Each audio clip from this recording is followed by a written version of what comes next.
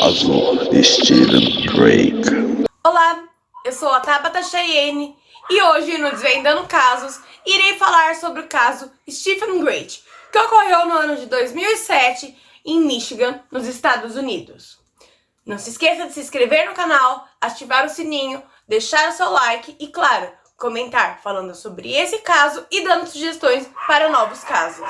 Tara Lynn Grant, de 34 anos, foi dada como desaparecida no dia 14 de fevereiro de 2007, quando seu marido, Stephen Grant, avisou do seu desaparecimento ao escritório de Macomb County, localizado no condado de Macomb, no estado americano do Michigan. Tara trabalhava em uma empresa de alto nível chamada Washington International. Era uma executiva altamente bem-sucedida. Durante a semana trabalhava em Porto Rico e aos finais de semana pegava um voo para ir para sua casa e ficar com a sua família, seu marido e seus 2 filhos. Tara era considerada uma ótima mãe, que sempre ligava durante a semana para seus filhos para matar a saudade. Grant informou ao escritório do desaparecimento de Tara apenas 5 dias após o seu desaparecimento e disse não ter falado antes, pois acreditava que ela iria voltar para casa ou que ela só estava indo trabalhar mesmo. Foi na noite do dia 9 de fevereiro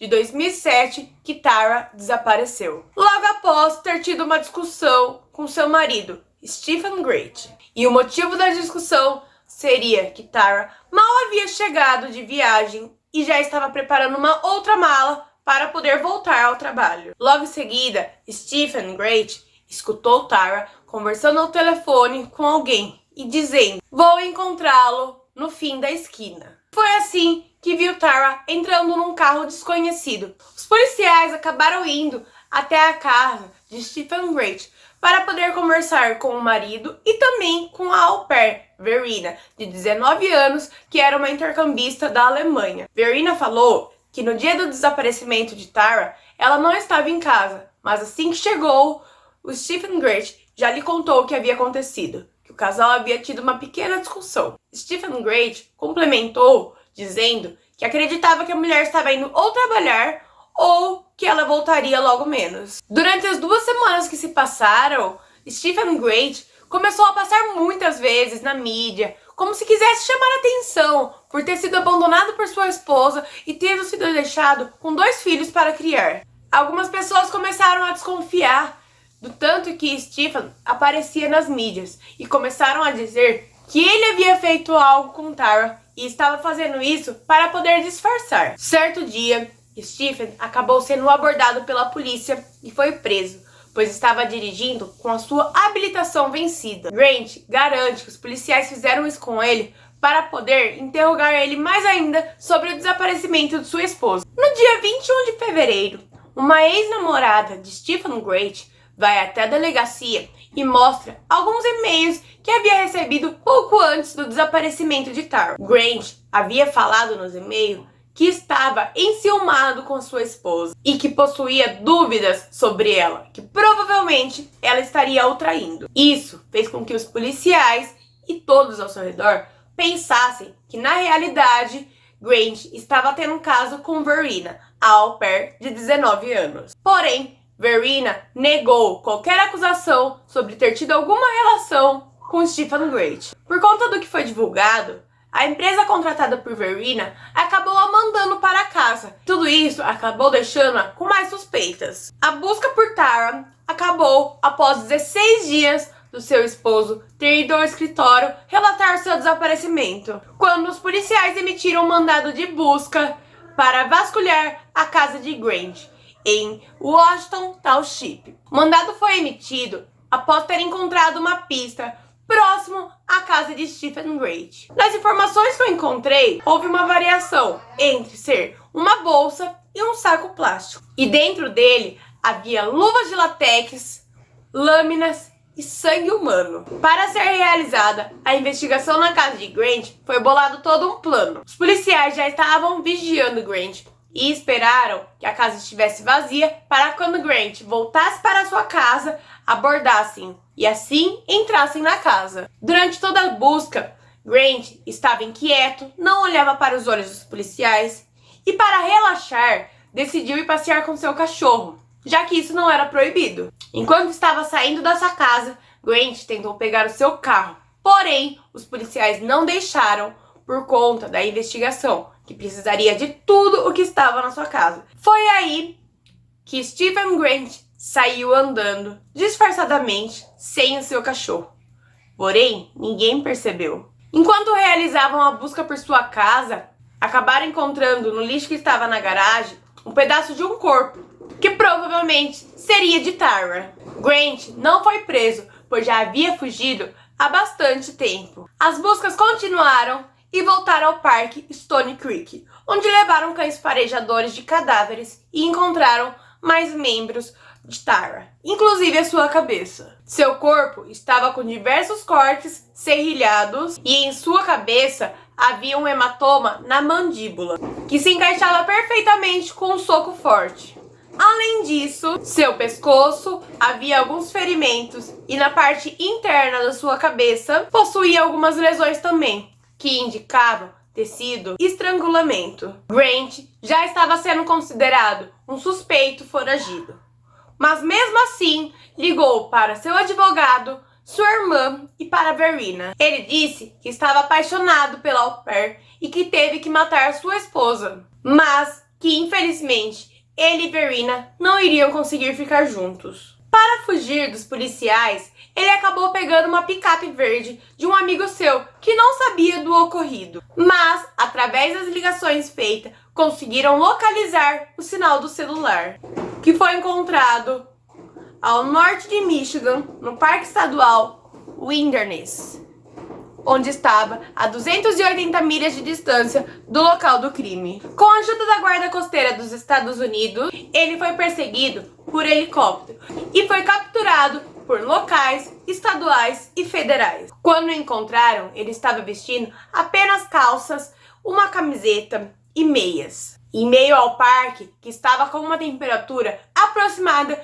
de 10 graus negativos. Stephen Grant tinha passado a noite no parque e já estava entrando em estado de hipotermia.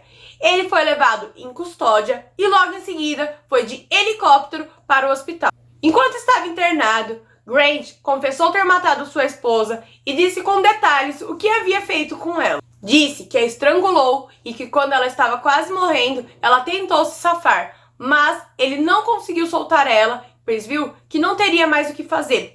Foi aí que ele pegou algumas roupas e jogou em cima dos seus olhos para não ver ela olhando para ele enquanto morria. A morte foi dada por estrangulamento e logo em seguida ele colocou o corpo no porta-mala do seu carro.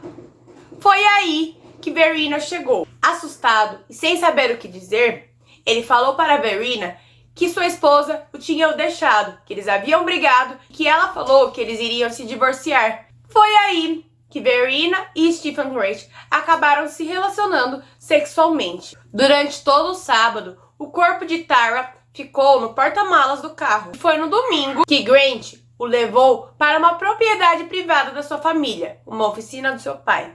Foi ali que desmembrou Tara Grant. Seus membros foram eliminados no parque Stony Creek, mas a partir do momento que Stephen Grant ficou sabendo que estariam voltando para o parque para vasculhar e encontrar algum vestígio de Tara, Stephen ficou nervoso e decidiu ir até lá, pegar algumas partes do corpo que encontrou e levar para sua casa, despejar em sacos pretos e jogar no lixo. Grant diz que o motivo do assassinato foi por ter sido menosprezado pela sua esposa e por conta das viagens frequentes e que ela nunca ficava com a família. Durante o interrogatório, ele se recusava a falar, porém aceitou usar um detector de mentiras, desde que não fosse utilizado por um policial, e sim por qualquer outra pessoa. Ele chegou a ser transportado para Macomb e no dia 6 de março de 2007 foi indiciado como homicídio em assassinato de primeiro grau, por ter sido premeditário, ter ocorrido